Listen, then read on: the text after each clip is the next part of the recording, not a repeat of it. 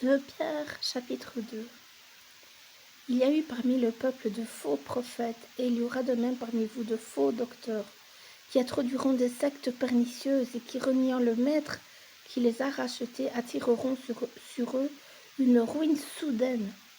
Plusieurs les suivront dans leur dissolution, et la voix de la vérité sera calomniée à cause d'eux.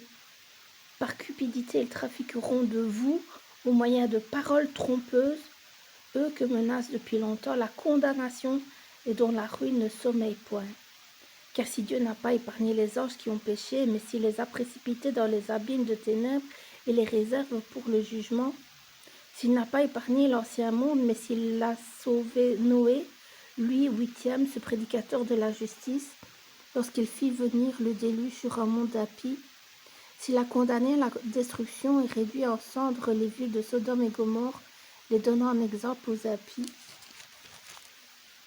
à venir, et s'il a délivré le juste Lot, profondément attristé de la conduite de ces hommes, sans frein dans leur dissolution, car ce juste qui habitait au milieu d'eux tourmentait journellement son âme juste à cause de ce qu'il voyait et entendait de leurs œuvres criminelles. Le Seigneur s'est délivré de l'épreuve les impieux, et réservé les injustes pour être punis au jour du jugement. Ceux surtout qui vont après la chair dans un désir d'impureté et qui méprisent l'autorité.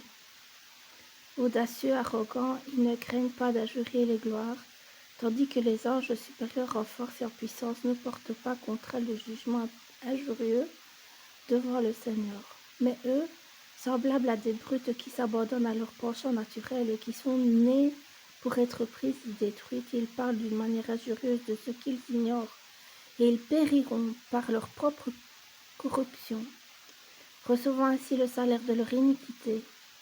Ils trouvent leur délice à se livrer au plaisir en plein jour. Hommes tarés, souillés, ils se délectent dans leur tromperie en faisant bonne chère avec vous. Ils ont les yeux pleins d'adultère et insatiables de péché. Ils amorcent les âmes mal affermies. Ils ont le cœur exercé à la cupidité. Ce sont des enfants de malédiction. Après avoir quitté le droit chemin, ils se sont égarés en suivant la voie de Balaam, fils de Bosor, qui aima le salaire de l'iniquité, mais qui fut repris pour sa transgression.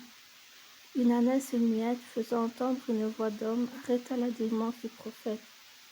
Ces gens-là sont des fontaines sans eau, des nuées que chasse un tourbillon, obscurité des ténèbres leur est réservée. Avec des discours en fait de vanité, les amorcent par les convoitises de la chair, par les dissolutions, ceux qui viennent à peine d'échapper aux hommes qui vivent dans l'égarement.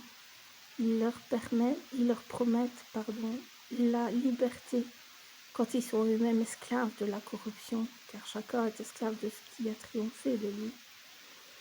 En effet, si, après s'être retirés des souillures du monde par la connaissance du Seigneur et Sauveur Jésus-Christ, ils s'y engagent de nouveau et sont vaincus, leur dernière condition est pire que la première, car mieux valait pour eux n'avoir pas connu la voie de la justice que de se détourner après l'avoir connu du saint commandement qui leur avait été donné.